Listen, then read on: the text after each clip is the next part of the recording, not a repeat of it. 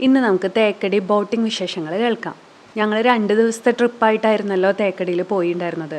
Second day ആയിരുന്നു ഞങ്ങൾ ബോട്ടിങ്ങിന് പോകാമെന്ന് വിചാരിച്ചിട്ടുണ്ടായിരുന്നത്. പെട്ടെന്നുള്ള ട്രിപ്പ് പ്ലാൻ ആയതുകൊണ്ട് തന്നെ ബോട്ടിങ്ങിനുള്ള ടിക്കറ്റ് നേരത്തെ ബുക്ക് ചെയ്യാന്നുള്ള ബുദ്ധിയൊന്നും പോയിട്ടുണ്ടായിരുന്നില്ല. ഞങ്ങൾ തേക്കടിയിൽ എത്തിയ അന്നാണ് സൈറ്റിലൊക്കെ നോക്കിയിട്ടുണ്ടായിരുന്നത് ബോട്ടിങ്ങിൻ്റെ ടിക്കറ്റ് അവൈലബിൾ ആണോ എന്ന്.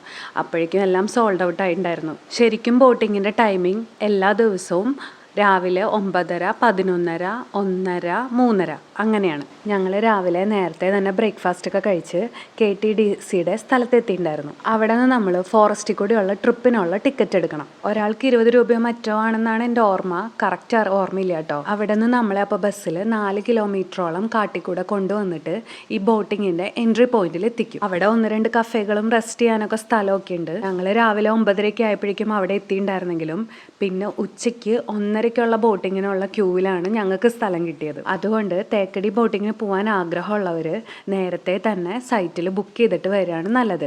KTDCയുടെ സൈറ്റുണ്ട്. ശരിക്കും ഇത് മുല്ലപ്പെരിയാർ ഡാമിൻ്റെ റിസർവോയർ ആണ് കേട്ടോ.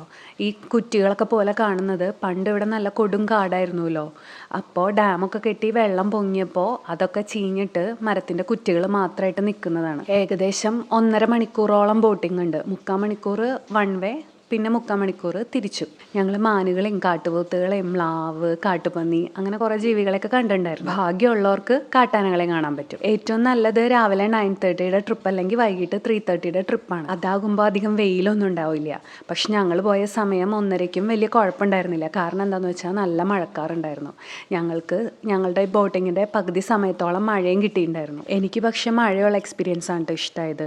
ചുറ്റും വെള്ളവും അതിലേക്ക് പെയ്യുന്ന മഴയൊക്കെ ആയിട്ട് വല്ലാത്തൊരു അനുഭവം തന്നെയായിരുന്നു. പിന്നെ ബോട്ടിങ്ങിന് പോകുമ്പോൾ ശ്രദ്ധിക്കേണ്ട ഒരു കാര്യം എന്താണെന്ന് വെച്ചാൽ താഴെയുള്ള സീറ്റിങ്ങിനേക്കാളും മുകളിലുള്ള സീറ്റിംഗ് ആയിരിക്കും നല്ലത്. നമ്മൾ ടിക്കറ്റ് എടുക്കുമ്പോൾ അത് അവരോട് പറഞ്ഞു കഴിഞ്ഞാൽ അവർ മുകളിലുള്ള സീറ്റ് തന്നെ നമുക്ക് നോക്കി ചിലപ്പോൾ തരും. ഞങ്ങൾക്ക് ശരിക്കും അത് അറിയണ്ടായിരുന്നില്ല. നമുക്ക് ഇഷ്ടമുള്ളിടത്ത് ഇരിക്കാൻ പറ്റുമെന്നാണ് ഞങ്ങൾ വിചാരിച്ചത്. പിന്നെ ഞങ്ങളുടെ ആഗ്രഹം കണ്ടിട്ട് ബോട്ടിലെ ജീവനക്കാർ അവരുടെ സീറ്റ് ഞങ്ങൾക്ക് മാറി തന്നു. തിരിച്ചു വന്നത് കട്ടപ്പന കുമളി വഴിയായിരുന്നു. വാഗമൺ റൂട്ടിൻ്റെ അത്ര ഭംഗിയില്ലെങ്കിലും ഈ ഏലത്തോട്ടത്തിൽ കൂടെയുള്ള യാത്രയൊക്കെയും അടിപൊളി തന്നെയായിരുന്നു.